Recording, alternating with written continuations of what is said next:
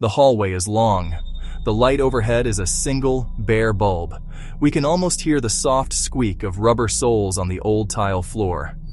A nurse's cart, laden with glass bottles and white linen, moves slowly past a series of closed doors. Behind one of these doors, a decision is being made. The year is 1907. It is a time of great change in America. It is a time of new ideas. Some of these ideas promise progress, but some ideas, born in quiet rooms and official chambers, would cast a long and painful shadow. This story begins in one such place. In the state of Indiana, a new law was born. It did not make headlines across the nation, but it was a first. The first compulsory sterilization law in the United States. The law gave the state the power to sterilize certain individuals, targeting people deemed unfit to have children. The movement began as an idea. It was called eugenics. The word itself comes from Greek, meaning well-born. Supporters called it an applied science. They saw it as a way to improve the health and well-being of the entire nation. Prominent leaders, scientists, public figures argued that society could be improved. They believed they could enhance the human race itself. They used terms that sounded official and reassuring: human betterment, racial fitness, better stock. They created charts to trace family histories. They developed intelligence tests that claimed to measure a person's worth. They made lists of traits: desirable, undesirable. Hospitals and universities became centers for eugenic research. Photos of large, impoverished families were presented as proof something needed to be done. But the science itself was weak, built on prejudice and fear. Many studies were deeply biased. Tests often measured education or cultural background, not innate ability. Yet the appearance of scientific authority was powerful.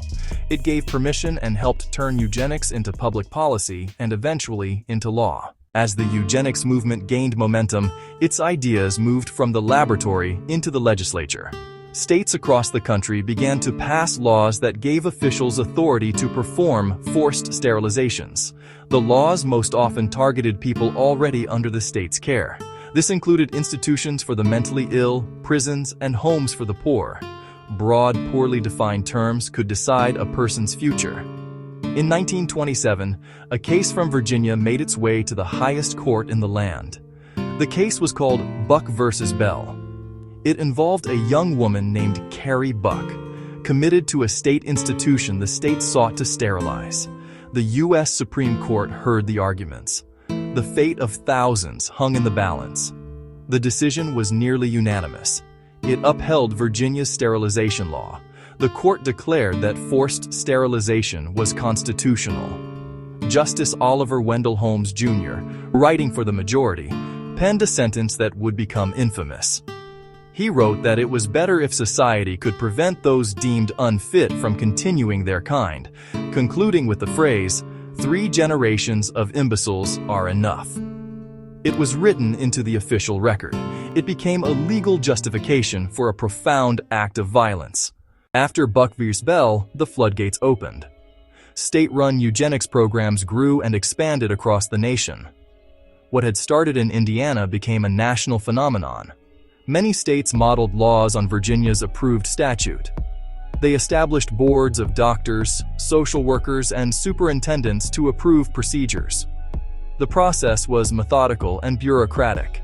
Records from hospitals, poorhouses, and prisons were used to identify candidates. A family history, poverty, or a low test score could be enough. By mid-century, more than 30 states had laws permitting sterilizations. The shadow of eugenics stretched from coast to coast. Historians estimate that approximately 60,000 people were sterilized under U.S. eugenics programs in the first half of the 20th century. This was widespread and long-lasting, carried out over decades. Each number is a life fundamentally and permanently altered by the state. Some states were more aggressive, building efficient systems to identify, approve, and perform procedures. This was not hidden. It was public policy, justified by the language of science and progress, and authorized by law. The 60,000 sterilizations were not just a statistic. They represent 60,000 individual lives. These were people with names, with families, with hopes for the future. They were sons, daughters, mothers, fathers. Many were living in institutions, separated from society. Many were simply poor.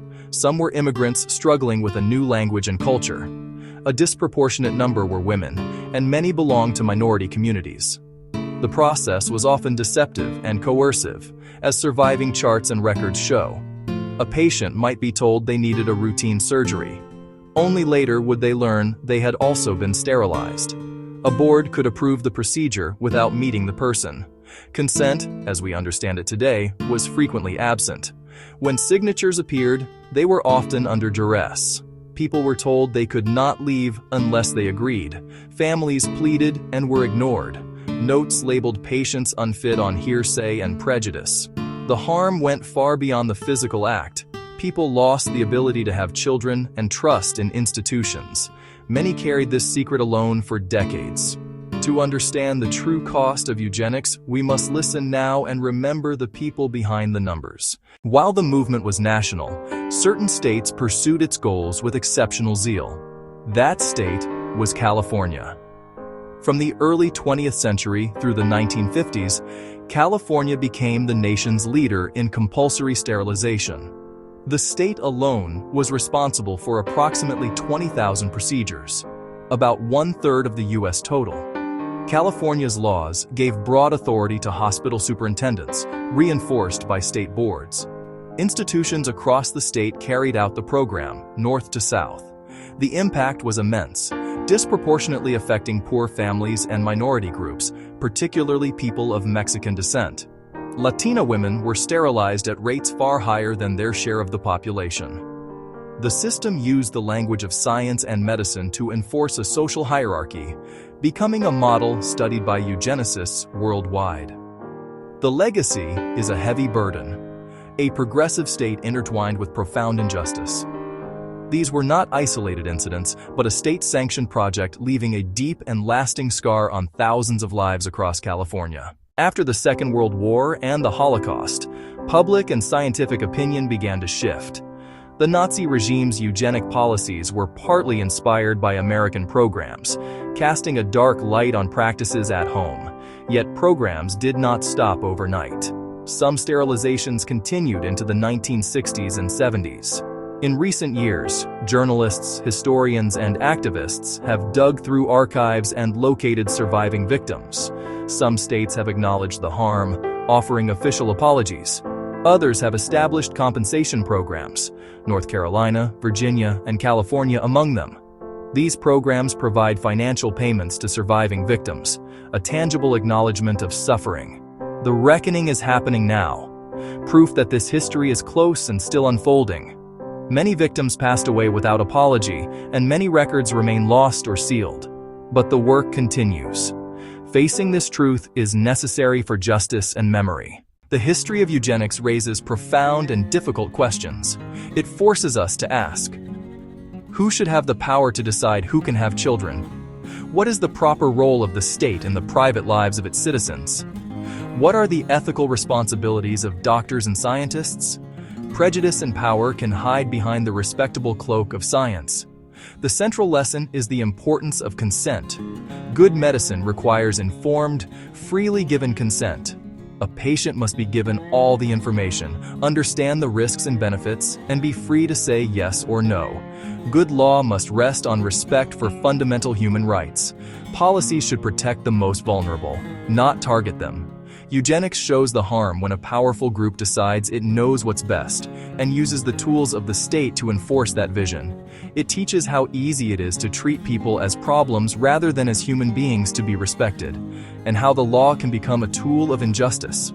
We remember not to assign blame, but to learn and remain vigilant. Most of all, we must remember the people whose lives were forever changed. We hold their stories with care as a promise to do better. Their memory guides a more just and compassionate future. Thank you for watching. If you found this important, please like and subscribe for more. Consent and human dignity are non-negotiable. The lessons of this history are clear. Science must be ethical, law must be just, and power must answer to the people it serves.